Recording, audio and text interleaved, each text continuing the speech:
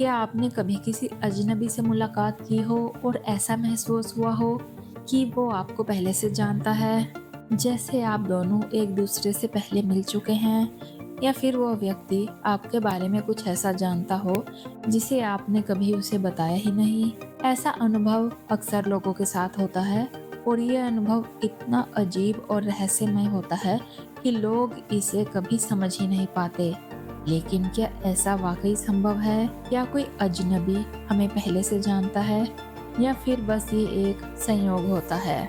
कभी आपने महसूस किया है कि किसी नए व्यक्ति से मिलने के बाद ऐसा लगता है जैसे वो आपको पहले से जानता हो सकता है कि वो आपके पसंदीदा रंग, खाना या कुछ और बातें जानता हो जो आपने कभी उसके साथ शेयर ही नहीं की।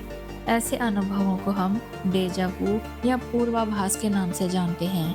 दोस्तों, ये एक प्रकार का मानसिक भ्रम है जिसमें हमें लगता है कि हम कोई घटना पहले ही अनुभव कर चुके हैं। लेकिन क्या ये सच में भ्रम है या फिर ये कुछ और है?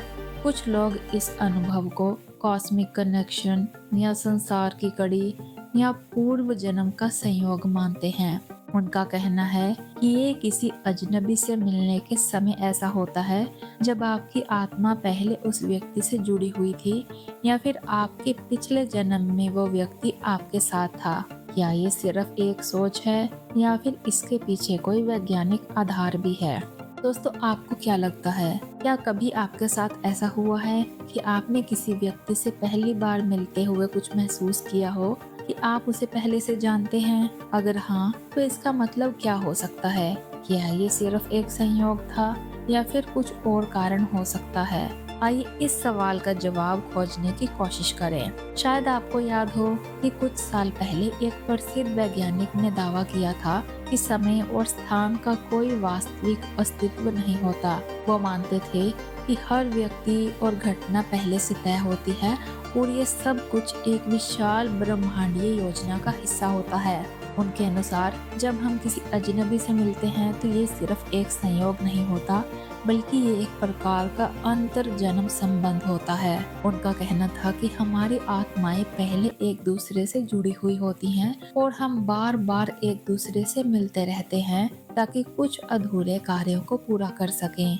वहीं दूसरी ओर कुछ वैज्ञानिक इसे सिर्फ मानसिक स्थिति का परिणाम कहते हैं। उनका कहना है कि हमारे मस्तिष्क में इतनी जानकारी और अनुभव जमा हो जाते हैं कि कभी कभी हमें किसी अजनबी से मिलते समय ये सभी जानकारी याद आने लगती है जो हमें पहले कभी सुनी या पढ़ी हुई हो।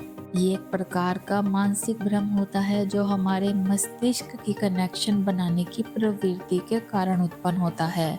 जब हम किसी अजनबी से मिलते हैं तो मस्तिष्क कुछ संकेतों को पहचान कर ये एहसास दिलाता है कि हम उसे पहले से जानते हैं। इसके अलावा मानसिकता का भी एक बड़ा असर होता है।